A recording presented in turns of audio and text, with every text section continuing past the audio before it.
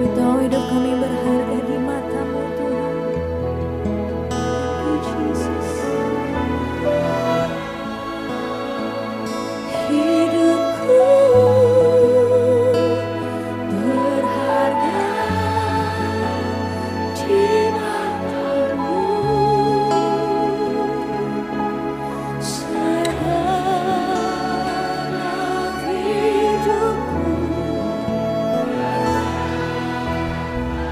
Selamat sore.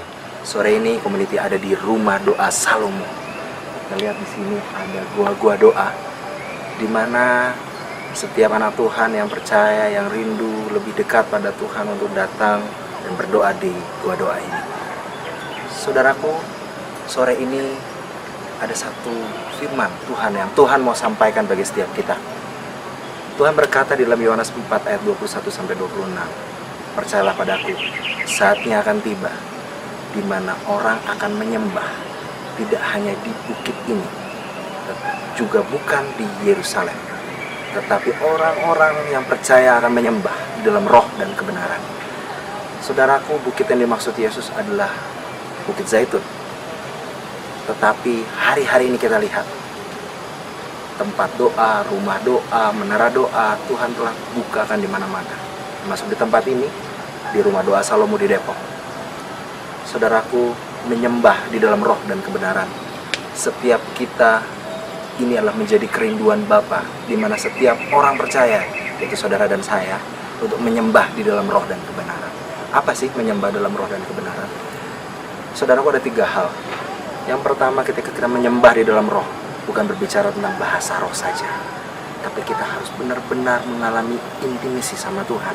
Sebuah keintiman yang akrab seperti anak dengan Bapa. Itulah penyembahan kita di dalam roh, bahwa kehidupan kita dimerdekakan oleh karena roh Allah.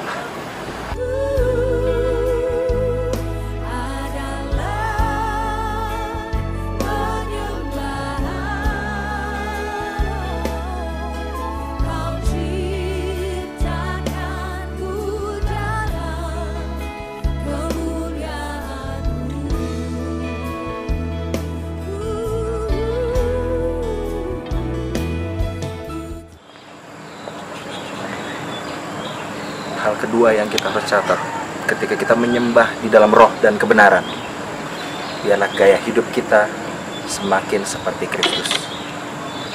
Saudaraku, inilah yang dimaksud Bapa menyembah di dalam roh dan kebenaran.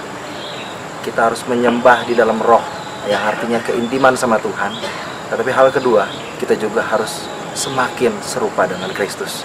Gaya hidup kita, pola pikir kita, perkataan kita, perbuatan kita semakin terus dibarui dan diubahkan seperti kasih Tuhan yang selalu baru tercurah buat setiap kita.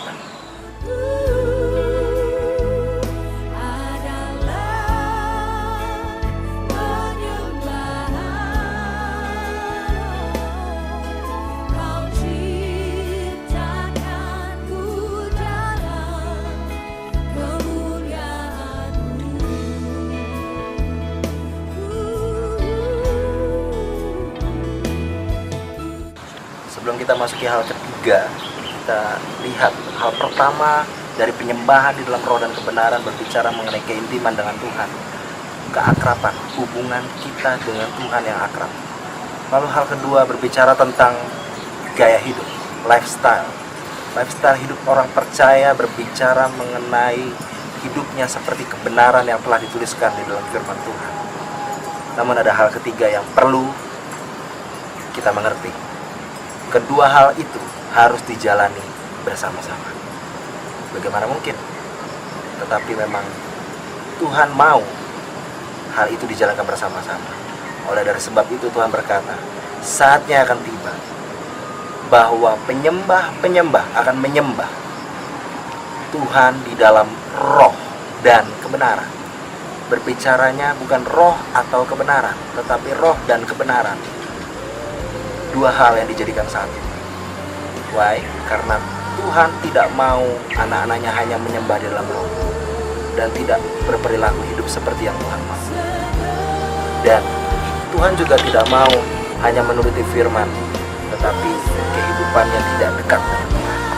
Jadi saudaraku, sore ini pastikan hidup kita dekat sama Tuhan dan memiliki gaya hidup Kristus. Shalom dari Gua Doa Salam.